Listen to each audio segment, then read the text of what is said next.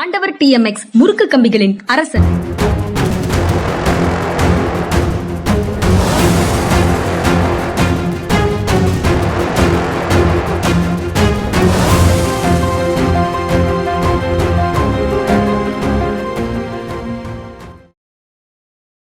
வணக்கம் நண்பர்களே. இது மனிதாவை பொறுத்த வரைக்கும் ஜென்ரல் மீடியால அதை பாலச்சந்திரன் சாரோடு நடத்துவது, இருவர் உரையாடும் நிகழ்ச்சியாக நடத்துவது, பாலச்சந்திரன் சாரால கலந்து கொள்ள முடியவில்லை என்றால் இந்திரகுமார் அல்லது மில்டன் அவர்களோடு நடத்துவது அப்படின்னு ஒரு திட்டத்துல தான் அதை செயல்படுத்திட்டு வரோம். ஆனா இன்று பாலச்சந்திரன் சாரும் அவைலபிள் இல்லை, இந்திரகுமாரும் அவைலபிள் இல்லை அப்படிங்கிற நிலையில நானே பேசுவதுன்னு முடிவெடுத்திருக்கிறேன். அதனால கொஞ்சம் பொறுத்து கொள்ளுங்கள். ரயில்வேல கட்டண உயர்வு அப்படிங்கிறது ஒரு செய்தி. ஒரு 200-215 கிலோமீட்டருக்கு அதிகமாக பயணம் செய்பவர்களுக்கு ஒரு கட்டண உயர்வு, அதுக்கு பிறகு 500 கிலோமீட்டருக்கு அதிகமாக பயணம் செல்பவர்களுக்கு ஒரு கட்டணம் அப்படின்னு உயர்த்தியிருக்கிறாங்க. அது பாரதிய ஜனதா கட்சி ஆட்சிக்கு வந்ததிலிருந்து 2014 இன்று வரை அவர்கள் உயர்த்தியதை எல்லாத்தையும் சேர்த்தா கிட்டத்தட்ட கட்டணம் 2 மடங்கு அதிகமாகுது அப்படின்னு சில செய்தி இருக்கு. பிராக்டிக்கலா அதை பயணம் செய்பவர்கள் அனுபவிக்க கூடும். ஆனா நினைவு இல்லாத காரணத்தினால அதை உறுதியாக என்னால சொல்ல முடியல. 2014 எவ்வளவு கட்டணம் செலுத்தினோம் திருநெல்வேலி போவதற்கு, இப்போது எவ்வளவுக்கு செலுத்துறோம் அப்படிங்கிறது, இப்போது செலுத்துறது நினைவு இருக்கும். ஆனா அப்போ எவ்வளவு கொடுத்து போனோம் அப்படிங்கிறது துல்லியமாக நினைவில்லை. ஆனா செய்திகள்ல 2 மடங்கு அதிகமாயிருக்குது அப்படின்னு சொல்றாங்க. ஏன் அது மட்டுமா? பெட்ரோல் டீசல் விலை உயர்வு அது ஒரு பக்கம் அதிகரிச்சுக்கிட்டே போகுது. பெட்ரோல் 100 ரூபாயை தாண்டுவது அப்படிங்கிறது முதல்ல நம்ம யோசிச்சு பார்க்காதது. ஆனா அது 100 ரூபாயை தாண்டியது நடந்தது. டாலருக்கு நிகரான ரூபாயின் மதிப்பு 40க்கு கொண்டு வந்துருவோம் அப்படின்னு எல்லாம் சொன்னாங்க. ஆனா இப்போ அதுவும் 100ஐ நோக்கி சதமடிப்பதை இலக்காக கொண்டு அதுவும் மேல போயிட்டே இருக்குது. பண்பாட்டு ரீதியாக இந்திய குடும்பங்கள்ல ஒரு முக்கியமான இடம் வகிக்கக்கூடிய தங்கம், அதனுடைய விலையும் ஒரு பவுனுக்கு, ஒரு சவரனுக்கு 1 லட்சத்தை தொடுகிறது. இது எல்லாமே ஒரு விதமான விலையேற்றம். இதனுடைய விளைவு வேறு பல்வேறு பொருட்கள்ல விலை ஏறுவதில் தான் போய் நிற்கும். ஆனால் இது தவிரவும் ஒவ்வொரு ஆண்டும் சொத்து வரி உயர்த்த வேண்டும், ஒவ்வொரு ஆண்டும் மின் கட்டணம் உயர்த்த வேண்டும் என்று ஒப்பந்தங்கள் மூலமாக ஒன்றிய அரசு போடும் நிபந்தனைகள் மூலமாக இங்கு சில நிதி உதவிகள் கிடைப்பதற்கு ஒன்றிய அரசினுடைய நிபந்தனைகளை ஏற்றுக்கொள்ள வேண்டிய ஒரு கட்டாயத்தை கடந்த கால ஆட்சியாளர்கள் உருவாக்கி வச்சிருக்கிற காரணமாக மாநிலங்கள்ல சொத்து வரி உயர்வு, மின் கட்டண உயர்வு போன்றவையும் தவிர்க்க முடியாததாக ஆகுது. அதை தள்ளி போடுறது அப்படின்னு முடிவு பண்ணா அது மாநிலங்களுடைய செலவை அதிகப்படுத்துகிறது. மாநிலங்களுக்கான வரி விதிக்கும் உரிமையையும் நாம படிப்படியாக இழந்து நிற்கிறோம். ஜிஎஸ்டி, ஒரே நாடு ஒரே வரி அப்படிங்கிற நிலைக்கு நின்றதுனால மாநிலங்கள் தங்களுடைய தேவைகளுக்கு, தங்களுடைய முன்னுரிமைகளுக்கு ஏற்றபடி வரி விகித முறையை உருவாக்கி கொள்வது அப்படிங்கிறதும் அந்த சுயாட்சி உரிமையையும் மாநிலங்கள் இழந்து நிற்கின்றன. இது எல்லாத்தையும் சேர்த்து பார்க்கும் போது மாநிலங்கள் என்ன செய்யுது அப்படிங்கிற ஒரு மாநிலங்களுக்கான அதிகாரங்கள்ங்கிறது என்ன அப்படிங்கிற கேள்வியும் முக்கியமாக நிக்குது. இது எல்லாம் தான் சேர்ந்து ஒரு கட்டண உயர்வு, அந்த கட்டண உயர்வினுடைய விளைவு நம்முடைய வாழ்க்கையை பாதிக்கும் போது என்ன நடக்குது போன்ற பல்வேறு கேள்விகளுக்கு விடையாக நிக்குது. இதை ஒன்றிய அரசு, மாநில அரசு அப்படின்னு இந்த விஷயங்களை பேசுவது நல்லது அப்படின்னு நான் பேசுறேன். ஏன்னா இதை திமுக, பாஜக, காங்கிரஸ், அதிமுக அப்படின்னு பேசுவது இருந்தா இயல்பாக அந்த பிரச்சனையை அணுகுவதிலேயே ஒரு மனிதனுக்கு மனத்தடைகள் வருது, ஏற்றுக்கொள்வதில் சிக்கல் வருது. ஆனா அடிப்படையில அது என்ன, அரசுகளுக்கு இடையில உண்டான நிர்வாக முறைகள்ல இருக்கக்கூடிய பிரச்சனை. அந்த முறையை பற்றி பேசும்போது பேசித்தான் இந்த மாதிரி விலையேற்றம், கட்டண உயர்வு, இதற்கு பின்னால் இருக்கக்கூடிய அரசின் கொள்கை, இது எல்லாத்தையும் பேச வேண்டியது இருக்கு. இப்படி பேசினா அதுக்கு ஒரு அரசியல் ரீதியான ஒரு குற்றச்சாட்டை முன்வைக்கிறதுக்கு நண்பர்கள், அவங்களுடைய பலருடைய அரசியல் புரிதல் கட்சி சார்ந்து இருக்கிற காரணத்தினால, அரசியல் என்பதையே கட்சி சார்ந்த விஷயமாக அவர்கள் பார்க்கின்ற காரணத்தினால எல்லாவற்றையும் கட்சிகளோடு சுருக்கி பார்க்கிற ஒரு மனநிலை சமீப காலமாக ரொம்ப அதிகமாகிறது. இது எல்லாவற்றுக்கும் தனித்தனியாக என்ன காரணம் அப்படிங்கிறது எல்லாருக்கும் தெரிந்த விஷயம்தான். அது தவிர முக்கியமானது பண்பாட்டு வரலாற்று ரீதியான ஒரு முக்கியமான டெவலப்மெண்ட்டும் தமிழ்நாட்டில் இருக்குது. நெல்லையில பொருணை அருங்காட்சியகத்தை தமிழ்நாடு முதலமைச்சர் தொடங்கி வச்சிருக்கிறாரு. அது ரொம்ப ரொம்ப முக்கியமானது ஒரு டெவலப்மெண்ட். அது தொடர்பாக முதலமைச்சர் கருத்துக்களையும் தெரிவிச்சிருக்கிறாரு, பேசியிருக்கிறாரு. அங்க பொருணை அருங்காட்சியகத்தை திறந்து வைக்கிறதுல பெருமிதம் அடைகிறேன். பொருணை தமிழரின் பெருமை, இந்திய துணைக்கண்டத்தின் வரலாறு இனி தமிழகத்திலிருந்து தான் தொடங்கி எழுதப்பட வேண்டும் அப்படிங்கிறத மீண்டும் மீண்டும் நாம வலியுறுத்திட்டு வர்றோம். அதற்கான ஆதாரங்களை கொடுத்துட்டு வர்றோம். ஆனா இல்லாத சரஸ்வதி நதியை இருக்குன்னு நிரூபிக்கிறதுக்கு ஆதாரங்களை தேடி அலைகின்ற நபர்கள் நாம் ஆதாரங்களோடு கொடுக்கக்கூடிய வரலாறுகளை மறைக்க முயற்சி செய்கிறார்கள். ஆனால் அதை மறைக்க முடியாது அப்படின்னு அவர் பேசியிருக்கிறாரு. இது அவ்வப்போது கீழடியாக இருந்தாலும் சரி, ஆதிச்சநல்லூர் அருங்காட்சியகத்தை தொடங்கி வைக்காம அல்லது அதற்கான முயற்சிகளை மேற்கொள்ளாமல் ஒன்றிய அரசு தாமதம் செய்வதாக இருந்தாலும் சரி, இப்படி பல்வேறு நிகழ்வுகள் நடக்கும்போது துண்டு துண்டாக பல விஷயங்களை பேசியிருக்கிறோம். இரும்பினுடைய தொன்மை, அதாவது வட இந்தியாவிலிருந்து படிப்படியாக தென்னிந்தியா நோக்கி மக்கள் கூட்டம் நகரத் தொடங்கியதுங்கிற மாதிரி முதல்ல இருந்த கருத்தோட்டத்திலிருந்து இப்போ ஒரே காலகட்டத்துல அங்கேயும் அதற்கு முன்னாலேயே கூட அங்கு இல்லாத விஷயங்கள் எல்லாம் எங்கே இருந்தன போன்ற ஆதாரங்கள் கிடைக்குது. இது போன்ற விஷயங்களையும் வரலாற்று ரீதியாக எஸ்டாப்ளிஷ் பண்றதுக்கு தமிழ்நாடு அரசு பெரும் முயற்சிகளை மேற்கொண்டு வருகிறது. இதனால என்ன பயன், மக்களுக்கு என்ன பயன் அப்படின்னு ஒரு சிலர் கேட்கலாம்.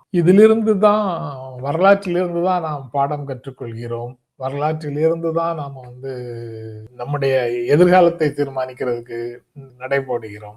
வரலாறு படிக்காதவர்கள் வரலாற்றை படைக்க முடியாது அப்படின்னு நேற்று முதலமைச்சர் பேசும்போது குறிப்பிட்டிருக்கிறாரு. அதுவும் ரொம்ப முக்கியமானதுதான். அது தவிர ஒரு மக்கள் விரோத ஆட்சியை ஒன்றிய பாரதிய ஜனதா கட்சி அரசு நடத்துகிறது அப்படிங்கிறதையும் அந்த கூட்டத்துல பேசும்போது சொல்லியிருக்கிறாரு. அது இந்த புதிதாக ஊரக வேலை திட்டத்துக்கு பதிலாக புதிய ஒரு திட்டத்தை கொண்டு வந்து செயல்படுத்துகிறது ஒன்றிய அரசு. மகாத்மா காந்தியினுடைய பெயர் இல்ல, ஹிந்தி அல்லது சான்ஸ்கிரிட்ல பெயர், திட்டத்துக்கான பெயர் எளிய பல மாநிலங்கள்ல இருக்கக்கூடிய எளிய மக்களுக்கு திட்டத்தினுடைய பெயரை புரியாத ஒரு சூழலை உருவாக்குகிறது. இந்த திட்டம் மட்டுமல்ல, சட்டங்களுக்கும் கூட இதே மாதிரி பெயர் வைக்கிறாங்க. அப்புறம் ஒன்றிய அரசினுடைய முழுமையான பங்களிப்பு என்ற ஒன்றிய திட்டங்கள் போய் இப்போ ஒன்றிய அரசு மாநிலங்களுடைய பங்கை அதிகரிக்கிறது. அதுல நம்ம ஏற்கனவே பேசியதை போல பல்வேறு வரி விதிக்கும் உரிமைகளை இழந்து நிற்கின்ற, பல்வேறு நிதிகளுக்காக ஒன்றிய அரசிடம் கையேந்தி நிற்கின்ற ஒரு நிலை இருக்கும் போது புதிதாக மேலும் மேலும் மாநிலங்களுடைய சுமையை அதிகப்படுத்தி இருக்கிறது அப்படிங்கிறதையும் இதுல 60:40 அப்படின்னு புதிய வேலை திட்டத்துக்கு 125 நாள் வேலை திட்டத்துக்கு அதனுடைய பங்களிப்பை பகிர்ந்து கொள்வதிலேயும் சிக்கல்கள் எழுந்திருக்கின்றன என்பதை முதலமைச்சர் சுட்டி காட்டுறாரு. ஆனா இதே சமயத்துல இதுக்கு பக்கத்துல இன்னொரு செய்தி இருக்குது. ஆளுநருடைய, குடியரசுத் தலைவருடைய மசோதாக்களுக்கு ஒப்புதல் அளிக்கக்கூடிய கால அவகாசம் பற்றி நாம கடந்த காலங்களில் பேசிட்டே இருந்திருக்கிறோம். இன்றைக்கு ஒரு செய்தி அதற்கு முக்கியமான புரிதலை கொடுக்குது. அணுசக்தி துறையில தனியாருக்கான பங்களிப்பு அப்படிங்கிறது இதுவரைக்கும் மத்திய அரசினுடைய முழு கட்டுப்பாட்டுல இருந்தது அணுசக்தி துறை. இப்போ இனி தனியார் நிறுவனங்கள் அதுல முதலீடுகள் செய்யலாம், தனியார் நிறுவனங்கள் அதை நடத்தலாம். இதுக்கு தொழில்நுட்ப பங்களிப்புக்கும் முதலீட்டுக்கும் அரசு கதவை திறந்து வச்சிருக்குது. அதுக்காக ஒரு சட்ட திருத்தம் மசோதா வந்தது. அதை குடியரசுத் தலைவர் ஒரு வார காலத்துக்குள்ளாகவே ஒப்புதல் கொடுத்திருக்கிறார் அப்படிங்கிறது அதுல ஒரு முக்கியமான செய்தி. அதற்கு பல்வேறு அரசியல் கட்சிகள் அந்த முடிவுக்கு நாடாளுமன்றத்தில் அது நிறைவேற்றப்பட்டாலும் கூட பல்வேறு கட்சிகள் அதுக்கு எதிர்ப்பு தெரிவிக்குது. தனியார் அணுமின் நிலையம் அப்படின்னு சொன்னா இன்றைக்கு தனியார் பங்களிப்பு எங்கெங்கெல்லாம் அரசினுடைய முழு கட்டுப்பாடு இருந்ததோ அங்கெல்லாம் தனியார் பங்களிப்பு வருது. அப்படி தனியார் பங்களிப்புக்கென்று முதல்ல திறக்கக்கூடிய கதவு பின்னாளில் யாருக்கு முழுமையாக திறக்கிறது அப்படிங்கிறதை நம்ம பார்த்துக்கிட்டே இருக்கிறோம். அதை வேறு விதமாக சொல்றாரு, ஒரே நாடு ஒரே தொழிலதிபர் அப்படிங்கிறது தான் நமது ஒன்றிய அரசினுடைய அரசினுடைய கொள்கை அப்படின்னு அகிலேஷ் யாதவ் சொல்றாரு. துறைமுகங்களுக்கு, விமான நிலையங்களுக்கு இது போன்று தனியாருடைய பங்களிப்பு, தனியாருடைய மெயின்டெனன்ஸ் இது போன்ற விஷயங்களுக்கு நாம முடிவெடுத்தது அரசு. ஆனா இப்போ கடைசியில அது முக்கியமான அந்த மாதிரி முக்கியமான இடங்கள் யாரேனும் ஒருவர் கையில முழுமையான அதிகாரம் போய் சேர்ந்து விடக்கூடாதுன்னு ஒரு பாதுகாப்பு மெக்கானிசம் இருந்தது இதுக்கு முன்னால. அந்த சட்டங்கள் எல்லாவற்றையும் நீக்கி சட்ட திருத்தங்கள் மூலமாக அந்த ஏகபோக ஒருவர் கையிலேயே எல்லா அதிகாரமும் குவிக்கிறது என்றால் அது இந்திய நாட்டையே அவர்கள் மிரட்டி பார்க்கின்ற ஒரு சூழல் வரும் அப்படின்னு அதற்காக பாதுகாப்பாக ஆங்காங்கே வைத்திருந்த அமைப்பு முறை எல்லாவற்றையும் ஒன்றிய அரசு சிதைத்து விட்டது. தனியார் பங்கேற்பு என்ற பெயர்ல ஒரே நிறுவனத்திற்கு எல்லா உரிமைகளையும் அரசு அளிக்கிறது அப்படிங்கிற ஒரு குற்றச்சாட்டையும் அகிலேஷ் சொல்றாரு. ஒரே நாடு ஒரே தொழிலதிபர் அப்படின்னு சொல்றாரு. இந்த மாதிரி ஒன்றிய அரசினுடைய கொள்கைகள், அந்த கொள்கை அடிப்படையில அது எடுக்கக்கூடிய நடவடிக்கைகள் என்ன பிரச்சனைகளை எல்லாம் உருவாக்குகிறது அப்படிங்கிறத மீண்டும் மீண்டும் சொல்லிக்கிட்டே இருக்கிறாங்க எல்லாருமே. அந்த வகையில ஒன்றிய அரசின் மீது கல்வி புலத்துல என்ன நடக்குது அப்படிங்கிறத ஒரு குற்றச்சாட்டை ராகுல் காந்தி முன்வைக்கிறாரு. கல்வியை பலவீனப்படுத்துவதற்கு RSS சூழ்ச்சி, ஒன்றிய அரசு அதை செயல்படுத்துகிறது அப்படின்னு ராகுல் காந்தி சொல்றாரு. அதற்கு எப்படியெல்லாம் அந்த மாதிரி விஷயங்கள் வருது அப்படிங்கிறத கேரள அரசு கொடுக்கிற ஒரு எச்சரிக்கை வெளிப்படுத்துகிறது. பள்ளிகளுக்கு மதச்சாயம் பூச வேண்டாம்னு தனியார் பள்ளி நிர்வாகங்களுக்கு கேரள அரசு எச்சரிக்கை விடுத்துப்படுறாங்க. அங்க என்ன பிரச்சனை, அவங்க கிறிஸ்துமஸ் விடுமுறை நாள் அன்று டிசம்பர் 25ஆம் தேதி சில தனியார் பள்ளிகள் சிறப்பு வகுப்புகளை நடத்துறாங்க. அதுக்கு ஸ்டூடெண்ட்ஸை வர சொல்றாங்க. அதுக்கப்புறம் கிறிஸ்துமஸ் கொண்டாட்டம், அதாவது ஓணம், கிறிஸ்துமஸ், ரம்ஜான் மூன்றையுமே கேரள அரசு பள்ளிகள்ல கொண்டாடுறாங்க. கேரள சமூகமே கொண்டாடுது. ஒன்றுபட்டு எல்லாருமே கொண்டாடுறாங்க. ஓணம் அது ஒரு மலையாளிகளுடைய பண்பாட்டு திருவிழா போல எல்லா சமயத்தை சேர்ந்தவர்களும் கொண்டாடுகிறார்கள். அதே போல கிறிஸ்துமஸும் எல்லாரும் கலந்து கொண்டாடுறாங்க, ரம்சானையும் கொண்டாடுறாங்க. முதன்மையாக அவர்கள் அது எல்லாமே ஒவ்வொரு மதத்துக்கு சம்பந்தப்பட்ட திருநாளாக கொண்டாடப்பட்டாலும், முக்கியமான நாளாக கொண்டாடப்பட்டாலும் கேரள சமூகம் அதை ஒன்றுபட்டு கொண்டாடுகிறது. ஆனா அந்த பண்பாட்டை சிதைக்கும் விதமாக சில தனியார் பள்ளிகள் நடந்து வருகின்றன அப்படின்னு அதுக்கு ஒரு விசாரணை செய்து அறிக்கை கொடுங்கன்னு கேட்டிருக்கிறோம் அப்படின்னு கேரள அரசு கல்வி அமைச்சர் சொல்றாரு. அது அரசு உதவி பெறும் அல்லது அரசு உதவி பெறாத அனைத்து பள்ளிகளும் இந்திய அரசியல் சாசனம், கல்வி விதிமுறைகள், நாட்டின் சட்டங்கள் ஆகியவற்றுக்கு கட்டுப்பட்டவை. அரசு உதவி பெற்றாலும் சரி, அரசு உதவி பெறவில்லை என்றாலும் சரி, தனியார் பள்ளிகள் என்பது தனியார் பள்ளிகளாக அப்படியே வந்து விடுவது அல்ல. அவங்க இந்திய அரசமைப்பு சட்டத்துக்கும் கல்விக்காக நாம் வகுத்திருக்கக்கூடிய விதிமுறைகளை பின்பற்றியும் இருப்பது கட்டாயம். அதுல மதச்சார்பின்மையை நிலைநாட்டும் பொறுப்பும் பள்ளிகளுக்கு உண்டு அப்படின்னு அரசு சொல்லுது.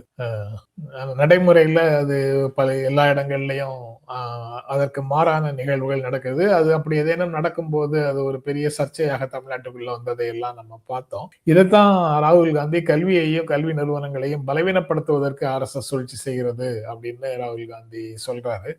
கல்வியாளர்களால நடத்தப்பட வேண்டிய கல்வி, அந்த எஜுகேஷனல் இன்ஸ்டிடியூஷன்ஸ், கல்வி நிறுவனங்கள், கல்வி பாடத்திட்டம் போன்ற பல்வேறு இடங்கள்ல RSS சிந்தனை கொண்டவர்கள், அந்த இடங்கள்ல அதிகாரத்தில் இருக்கக்கூடியவங்க எல்லாம், கல்வியை தீர்மானிக்கக்கூடிய இடங்கள்ல இருக்கக்கூடியவர்கள் எல்லாம் RSS சிந்தனையை ஏற்றுக்கொண்டவர்களாக நியமிக்கப்படுகிறார்கள். அந்த ஒரு அதிகாரத்தில் இருக்கக்கூடியவர்களுடைய தலையீடு கல்விக்குள்ள இருக்கு. சித்தாந்த ரீதியான தலையீடு, திணிப்பு அந்த கல்விக்குள்ள இருக்கு அப்படின்னு ராகுல் காந்தி சொல்றாரு. ஆனா இந்த நடவடிக்கைகளை எல்லாம் எடுக்கிறதுக்கு முன்னால ஆளும் ஒன்றிய அரசு என்ன சொல்ல தொடங்கியது என்றால், ஏற்கனவே இருந்த கல்வி திட்டங்கள் இடதுசாரி சிந்தனையாளர்களால, காங்கிரஸ் தான் ஆட்சிக்கு இருந்தது, ஒன்றிய அரசுல ஒரு நாள் கூட பிரதமராக இடதுசாரி கட்சிகளை சேர்ந்தவர்கள் யாரும் இல்லை. இருந்தாலும் அவங்க கல்வி புலத்தை முழுவதுமாக ஆக்கிரமித்திருந்தவர்கள் இடதுசாரிகள் தான் அதை இப்போ சரி செய்கிறோம். அந்த இடதுசாரி சித்தாந்தம்ங்கிறது காலனி ஆட்சியில உருவானது, வெளிநாடுகளில் இருந்து உள்ளே வந்தது. பாரதிய தன்மை அதுல எதுவும் இல்ல. பாரதிய தன்மை என்பது முனிவர்களாலும் ரிஷிகளாலும் எட்ஸெட்ரா எட்ஸெட்ரா எட்ஸெட்ரா நம்ம அன்றாடம் மாசம் ஒரு தடவையாவது நம்ம ஊர்ல இருக்கக்கூடிய, நம்ம தமிழ்நாட்டில் இருக்கக்கூடிய ஆளுநரோ அல்லது அவரை போன்றவர்களோ பேசுவதை நம்ம கேட்டுக்கிட்டே இருக்கிறோம். அந்த மாதிரி குற்றச்சாட்டுகளை சொல்லிட்டு இப்போ பாரதிய தன்மையை இந்திய தன்மையை கொண்டு வருகிறோம் அப்படிங்கிற பெயர்ல கல்வி நிறுவனங்களுக்குள்ள அனைத்தையும் தீர்மானிக்கும் இடங்கள்ல RSS சிந்தனையை, பெரும்பான்மை மதவாத சிந்தனையை ஏற்றுக்கொண்டவர்களால் நிரப்பப்படுகிறது அப்படின்னு ராகுல் காந்தி ஒரு குற்றச்சாட்டை சொல்றாரு. கல்விக்கு சுதந்திரம் தேவை. கல்வி நிறுவனங்கள் அறிவாலும் அறிவியலாலும் வழிநடத்தப்பட வேண்டும்.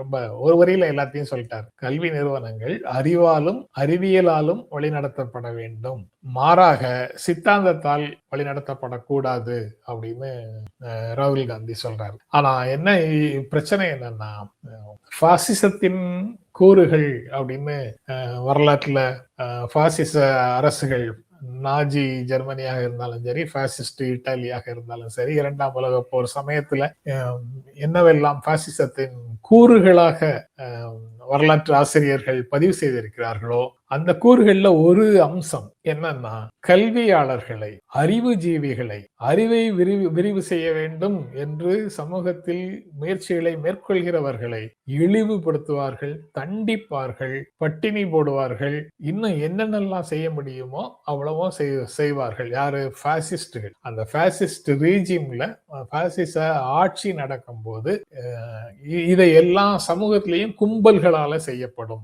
அப்படின்னு அவங்க ஒரு எக்ஸாம்பிள்ஸோட பல விஷயங்களை சொல்றாங்க. நீங்க தனித்தனியாக இந்தியால நாட்டின் பல்வேறு பகுதிகளில் நடக்கக்கூடிய பல்வேறு விஷயங்களை இதோடு ஒப்பிட்டு பார்த்தால் நம்ம தெரியும். பல்வேறு இலக்கிய விழாக்கள்ல அவர் பேசக்கூடாது, இவர் பேசக்கூடாது, பல்வேறு பல்கலைக்கழக வளாகங்கள்ல அவர் பேசக்கூடாது, இவர் பேசக்கூடாதுன்னு ABVP அல்லது வேறு சில அமைப்புகள் அப்படின்னு உள்ளுக்குள்ள படிப்படியாக இந்த கல்விக்கான கல்விக்கான வெளியில் இருந்து சுதந்திரமான சிந்தனையாளர்களை படிப்படியாக அப்புறப்படுத்தும் பணி சிறப்பாக நடந்து கொண்டிருக்கிறது அப்படிங்கிறத பல நிகழ்வுகள் மூலமாக ஏற்கனவே நீங்கள் அறிந்திருப்பீர்கள். அதை இன்று ராகுல் காந்தி அறுதியாக உறுதியிட்டு சொல்றார், உறுதியாக உறுதிப்படுத்துகிறார். அதே ஒரு கோரிக்கையாக நமக்கு சாதாரண மக்களுக்கு, நீங்களும் நானும் அதை பற்றி பேசும்போது அது நம்ம 200 பேர் 300 பேரை தாண்டி போறது இல்லை. 1000 பேர் பாக்குறவங்க கூட அதை எவ்வளவு தூரம் உள்வாங்கிக் கொள்கிறார்கள்ங்கிறதுல சந்தேகம் இருக்கு. எல்லாரும் பேசுகின்ற எல்லா பொருளையும் அப்படியே கிரகித்துக் கொள்வார்கள், உள்வாங்கிக் கொள்வார்கள்னு சொல்ல முடியாது. அது எல்லாமே இன்னரண்டா எல்லா உரையாடல்கள்லயும் உள்ளுக்குள்ள இருக்கக்கூடிய ஒரு விஷயம்தான். இந்த மாதிரி விளக்கி பேசுவது அப்படிங்கிறது பல இடங்கள்ல இல்லாம நம்ம விஷயத்த மட்டும் பேசிட்டு போறோம். அது எவ்வளவு தூரம் மக்களால் உள்வாங்கப்படும் அப்படிங்கிறது ஒரு கேள்விதான். கட்சி ரீதியான அரசியலை பேசும்போது, கட்சிகளுக்கு இடையில நடக்கக்கூடிய அரசியலை பேசும்போது மக்கள் உள்வாங்கிக் கொள்கிறார்கள். ஏன்னா அவங்க சிந்தனை அதுக்கு தகுந்த அப்படியே தான் உருவாக்கப்பட்டிருக்கிறது, அதாவது வார்க்கப்பட்டிருக்கிறது. அரசியலையே கட்சிகளுக்கு இடையிலான நிகழ்வுகளாக குறுக்குகின்ற ஒரு வகையில அது பல ஆண்டு காலமாக பழக்கப்படுத்தப்பட்டிருக்கிறது. அதனால கட்சிகள் பெயர் சொல்லாம நீங்க உண்மையான அரசியலை பேசினால் அது மக்களிடம் எடுபடாமல் போகும் ஆபத்து இருக்கு அப்படிங்கிறத உணர்கிறோம், நானும் உணர்றேன். இருந்தாலும் இந்த கட்சிகள் எப்படி ஆப்ரேட் பண்ணுது அப்படிங்கிறதே இந்த அரசியல், அந்த கட்சி அரசியலுக்கு பின்னால இருக்கக்கூடிய அரசியல் தான் அப்படிங்கிற அந்த அரசியல் ஆபரேஷன்ஸுக்கு தகுந்த மாதிரி தான் கட்சிகள் உதடுகளை அசைக்கின்றன அப்படின்னு ஒரு தியரி இருக்குல்ல. அந்த தியரியில இதெல்லாம் பொருந்துகிறது அப்படிங்கிறத, அப்படி ஒரு சில பிரச்சனைகளை இங்க உங்களோட பகிர்ந்து கொள்ள வேண்டும் நினைச்சேன். நாளைக்கு தொடர்ந்து பேசலாம் அல்லது இன்றே வேறு வீடியோக்கள்ல சந்திக்கலாம். நன்றி, வணக்கம்.